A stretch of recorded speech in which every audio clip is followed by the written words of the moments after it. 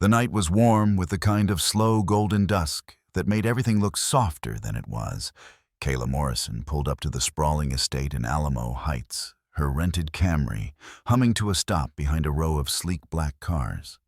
Porsche Tesla, a vintage Mercedes. She adjusted the collar of her linen blazer, smoothed the hem of her navy blue dress, and took a breath.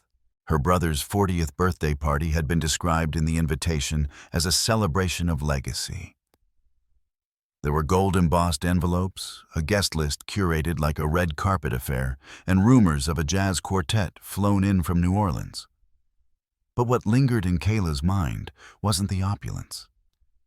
It was the name tag waiting for her at the door. When she arrived at the check-in table, the assistant smiled and handed it to her. "Kayla Morrison," she read. Then just below in bold letters, +1. Her smile didn't waver. Not on the surface. She pinned it just above her heart, feeling the weight of it pull at the fabric like a quiet insult. Inside, the foyer opened into chandeliers. Laughter in a room perfumed with wealth. She was greeted with polite nods, the kind you gave to strangers with shared blood. She had seen these people at Thanksgivings, but their eyes slid over her like furniture, familiar but forgettable. Kayla made her way to her assigned table, table 19, strategically placed behind a potted fiddle leaf fig and just left of the catering entrance. She smiled at the staff who whisked by with trays of lobster canapes and champagne. Her hands gently folded in her lap, her back straight. She had helped Bryce during his startup years, wiring him money when his accounts were frozen and investors got cold feet. No one knew. Or maybe they did. But tonight she was here as the quiet one, the +1. The party unfolded in predictable waves. Speeches, toasts, curated videos of Bryce's milestones from Little League to his recent promotion to regional VP. Every mention of his success was met with proud nods from their parents, Orville and Delora, who stood with practiced grace, basking in reflected glory. Not once did they look Kayla's way. Then the music quieted. The lights dimmed just slightly. Delora took the stage in her emerald gown, the kind that glimmered every time she moved. Her voice rang clear through the microphone, velvet-coated and rehearsed. "Tonight," she said, smiling at Bryce, who stood next to his wife, Thessaly, "we not only honor 40 incredible years, but we look forward to the next chapter. And what better way to celebrate than with a gesture of unity of family?" There was a pause. The crowd leaned in. "Kayla, dear," Delora said, gesturing toward the stage. "Would you join us up here for a moment?" It was too quiet. Kayla stood slowly, every eye tracking her movement like she was walking a tightrope. Her heels clicked against the polished floor. She reached the mic and glanced at Bryce, who gave a small apologetic shrug. Delora moved beside her, beaming. "You know," Delora continued, voice silky, "Bryce and Thessaly are just starting out, a new chapter, a new home. And Kayla, sweetheart, you've got that beautiful 2-bedroom condo in Austin. You travel so often for work, it just makes sense." The crowd murmured. Delora touched Kayla's arm gently. "Wouldn't it be the perfect gift if you gave them the keys tonight?" The silence that followed wasn't quiet. It throbbed. It buzzed. Kayla blinked, then leaned toward the mic. "This wasn't discussed." Orville's voice boomed from the front table. "It's a gesture, Kayla. Don't be difficult." And then Delora added, still smiling, "It's just a formality, darling. You don't even use the guest room." The air turned cold. Kayla felt her pulse in her fingertips, her jaw locked. She glanced out over the crowd, eyes averted. Some raised phones, some looked embarrassed. No one stood. "No," she said. The word echoed. It didn't shake. It didn't shout, but it landed. Orville stood up. "You ungrateful little—" Kayla turned, prepared to walk off the stage, dignity intact. But Orville was already moving. The bottle arced before anyone could process it. The sound was sickening. A dull crack. Then, sharp gasps. Champagne splashed, but it was the blood that caught the light, red vivid against her shoulder, down her collar. Kayla staggered back a step, catching herself on the podium. The room froze. Phones lifted. Delora didn't speak. Bryce didn't move. Thessaly covered her mouth, but stayed seated. Kayla pressed her palm to her temple. It came away wet. She looked at it, then looked out at them. Nobody moved. And then, without a word, Kayla walked off the stage, past the cake, past the cameras, past her family. Each step rang louder than the last. She didn't cry, didn't scream. She simply walked through the ballroom bleeding and vanished into the night. Kayla woke to a dull throb pulsing just above her right eyebrow, the echo of a champagne bottle and a memory she couldn't silence. The gauze on her head itched under the soft throw blanket, but she didn't move. Sunlight filtered through the half-closed blinds of Amina's apartment, striping the beige walls with streaks of gold. The quiet buzz of morning radio played faintly from the kitchen, and the scent of cinnamon coffee drifted her way. On the coffee table lay her phone, lit up with missed calls, texts, and notifications. She sat up slowly, pain shooting down her temple. Amina must have gone to the store. A post-it note read, "Take your time. Tea's in the kettle. I'm with you always." With effort, Kayla picked up her phone. The first thing that greeted her was a video clip, grainy, shaky, but unmistakable. Her father. Orville Morrison, mid-swing the bottle connecting with her skull. The moment her knees buckled, gasps, blood. Then below it, another video, posted from the Morrison Family Foundation page. "This is not who she used to be," Delora's voice said calmly in the background.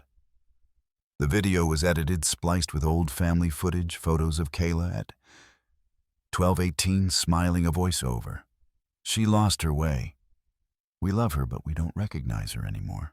The caption read, "Sometimes the pain we feel comes from watching someone we love walk away." The comments below were a battlefield. Some defended her. What kind of parents post this? Others called her spoiled, ungrateful. She tried to humiliate them. Kayla closed the phone. Her throat burned. Amina came in moments later, arms full of grocery bags. She set them down quickly, coming to her side. "They're trying to spin it," she said without preamble. "I saw the video. They edited you out of your own history." Kayla didn't reply immediately. Instead, she whispered, "They didn't break me." Amina knelt beside her, hand on her arm. "Then let's make sure they never try again." It was almost noon when the phone rang again. A number she didn't recognize. She answered hesitantly. "Hi, this is Melissa from Greenmark Realty. Just confirming our 2 p.m. walkthrough at the condo on 7th Street. Kayla blinked. "Excuse me, I never scheduled a walkthrough." A pause, then, "Oh, it was scheduled under your name. A Mr. Orville Morrison is listed as co-owner." "He's not—" "I'm sorry, ma'am. The title registry does list him as a co-signer. We were told the property is being shown this afternoon.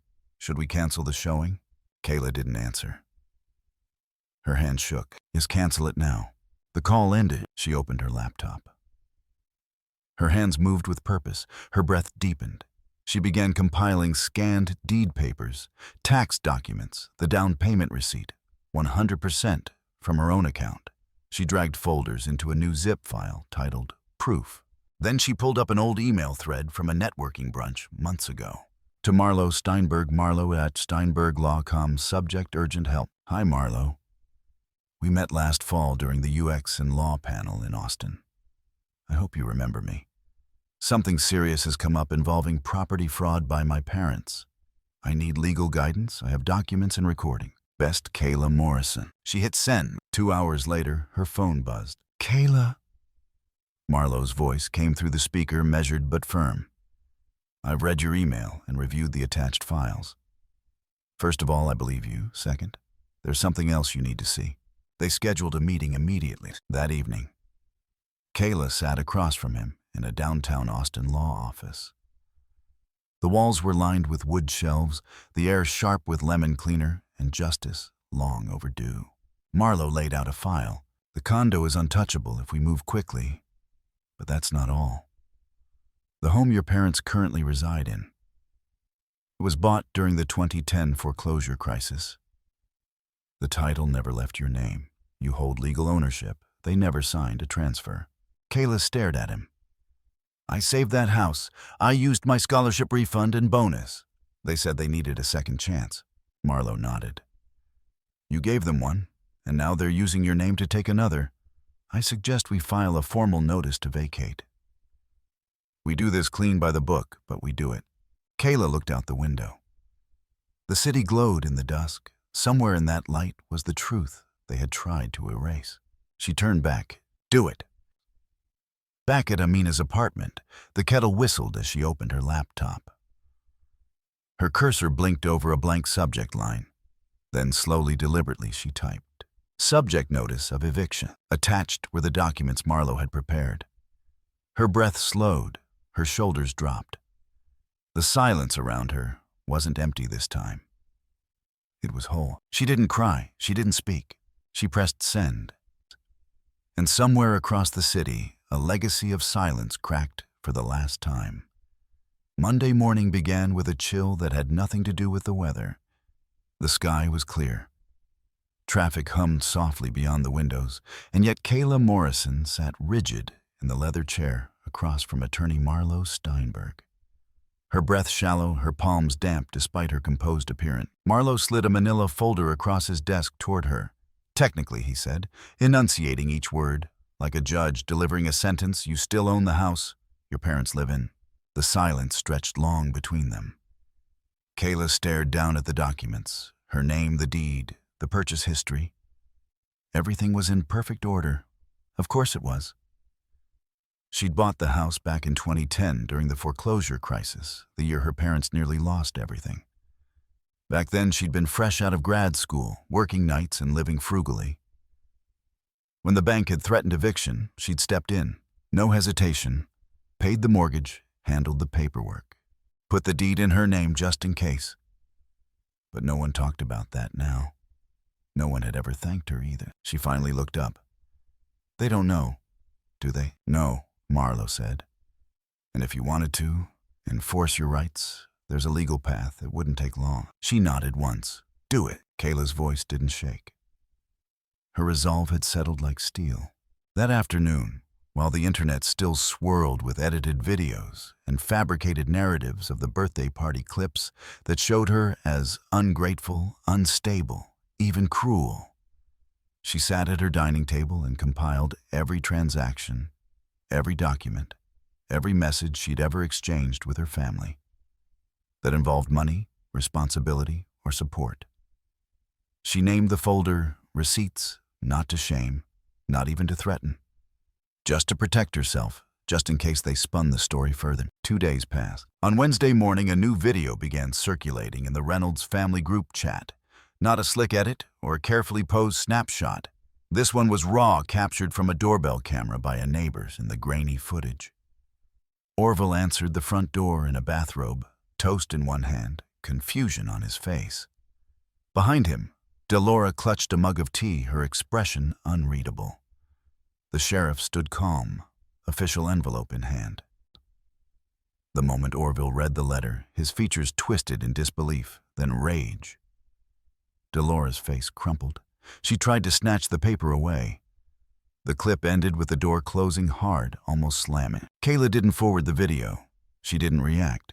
But that night, for the first time in over a week, she turned off the news alerts.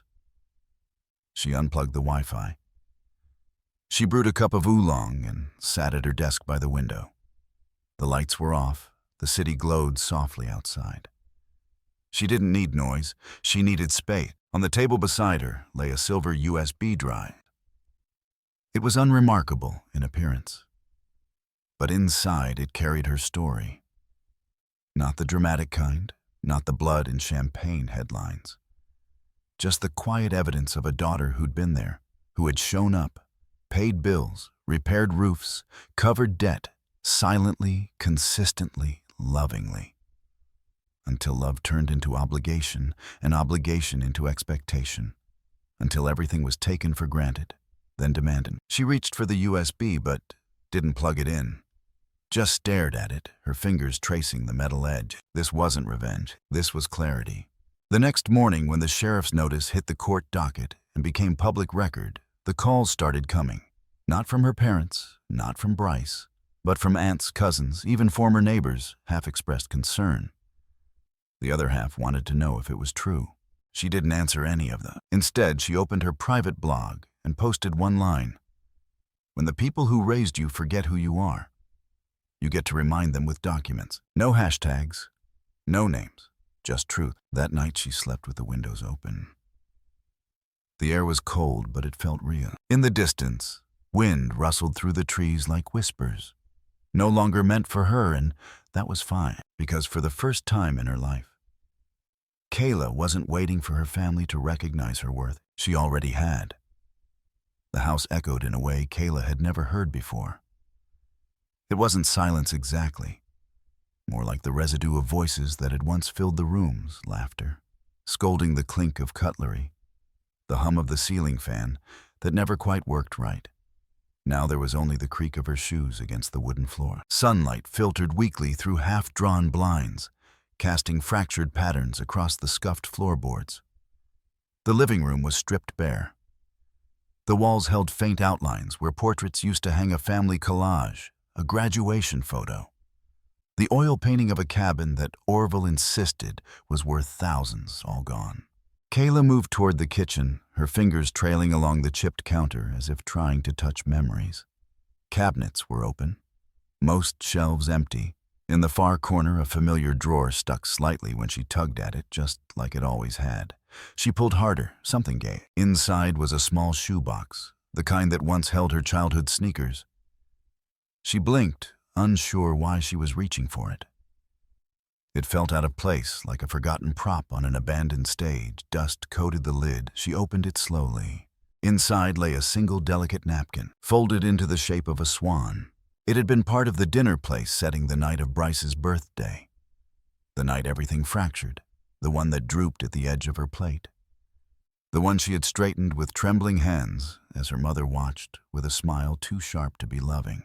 She picked it up gently. The creases had softened. The linen felt tired but intact. Kayla exhaled. It didn't matter why they had kept it. Maybe it was an accident.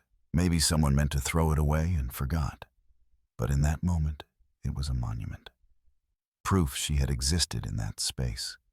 Even if they had tried to erase her. She sat down on the kitchen island stool, cradling the swan like a fragile secret. For the first time since filing the eviction order, she felt something other than grief. Not quite peace, but clarity. Her phone buzzed, a notification. The thumbnail preview showed her own face frozen mid-sentence. Lips parted, she clicked. It was a clip of her speech at Bryce's birthday, except it wasn't the full recording. It had been cut, edited, warped. Her voice cracked, her expression paused on a frame that made her look unhinged. The caption below read, "Raised her with love, betrayed with pride." It was posted on Delora's account. Within minutes, comments flooded in. Ungrateful brat. Parents sacrifice everything, and this is how she thanks them. Some kids are poison. I'd disown her too. She didn't blink. She didn't gasp. She simply watched it in full. Then again, and again. Then she opened her laptop. A folder she had prepared weeks ago waited quietly on her desktop. She renamed it with 3 words, truth, in case anyone cares. She opened it, dragged in the PDF of wire transfers, the condo deed, emails from her mother. The voice memo where Delora asked if she could just cover the mortgage this once. Because you're the only one in the family who understands finances. Then she uploaded it all. No explanation, no narrative, no hashtags, just the folder set to public. Then she closed the laptop. That evening, she didn't turn on any lights except the one above her dining table. The rest of the apartment lay in shadow. On the table centered under the warm glow was the napkin swan. It wasn't pristine anymore. Its wings curled slightly at the edges, but it stood, balanced still. Kayla poured herself a glass of red wine. She didn't toast, didn't whisper anything triumphant. She just sat, the soft rustle of linen between her fingers. Her phone buzzed again. A message, Amina. You were never invisible. They just feared your light. Kayla looked up at the swan. It wasn't just a leftover decoration. It was a relic, a symbol, not of what had been lost, but of what had finally been seen and chosen by her. The story was no longer theirs to tell. It was hers to own.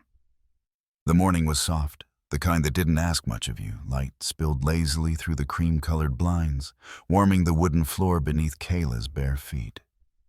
She moved through her apartment with quiet intention. No rush, no noise. Just the gentle gurgle of the kettle, the hiss of steam and the scent of loose-leaf jasmine rising from a ceramic cup. It had been weeks since the eviction notice was served and days since the final moving truck pulled away from her parents' former home. A home that legally had always been hers. But the emotional reckoning hadn't fully arrived. Not until this morning. Her phone lit up with a new message, just one word. Please. It came from her mother, Sarah Beth, who hadn't spoken to her since before the eviction. There was no greeting, no context, no apology. Just that single syllable. It was both a whisper and a weapon. Kayla stared at the screen, unmoving. The word hung in the room like humidity, heavy and silent. She didn't respond, not immediately. By now, the world saw Kayla differently. Her blog posts had reached hundreds of thousands, not angry rants but calm, articulate pieces about loyalty, boundaries, and the price of quiet endurance. In tech forums and women's leadership panels, she was quoted. Invited heard her name, once sidelined on family guest lists, now stood in bold on conference banners and event keynotes. But even in all her newfound peace, this message stirred something old and sore. The pain wasn't raw anymore, but it was remembered like touching a scar. You forgot was still there. By noon, Sarabeth called Kayla, considered letting it ring out. But some part of her, not forgiveness but curiosity, made her answer. There was a long pause on the other end. Then her mother's voice hushed, unsure. Kayla, I know I'm the last person who should be calling.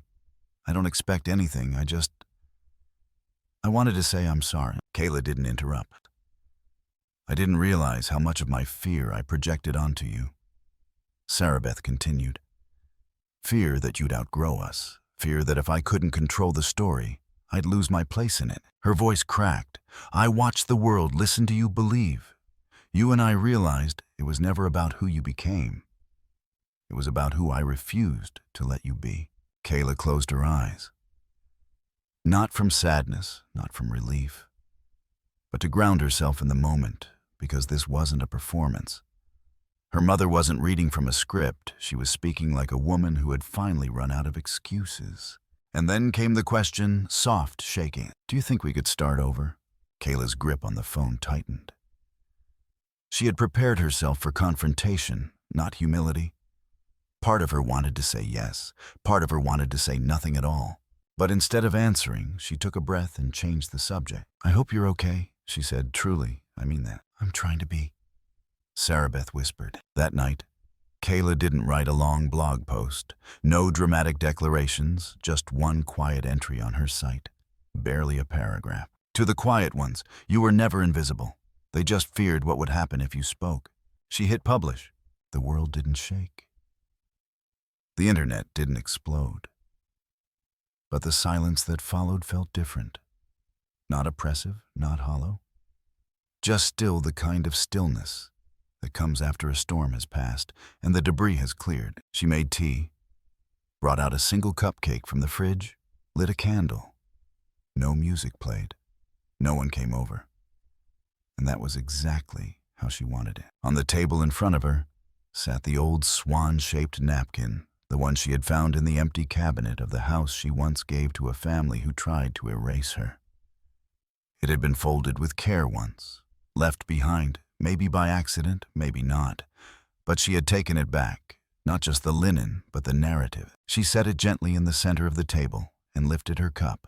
To the woman she had become, to the version of herself no longer waiting to be seen, to building tables instead of begging for seats. As she took the first bite of cake, Kayla smiled softly, not for anyone else to see, not for an audience, just for herself. And the words echoed in her chest like a vow. Not every storm comes to destroy.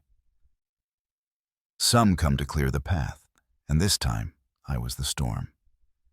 Kayla's story is not just about family betrayal. It's about reclaiming your power without shouting. Sometimes the strongest thing you can do is walk away quietly with proof in your hands and peace in your heart.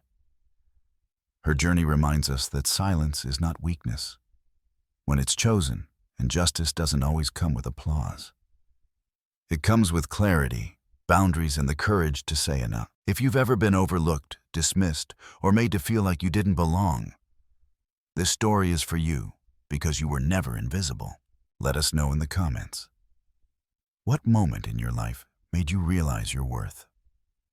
If this inspired you, give it a like, share it with someone who needs it, and subscribe for more true stories that empower, heal, and ignite. You don't have to fight to be loud, just fight to be heard.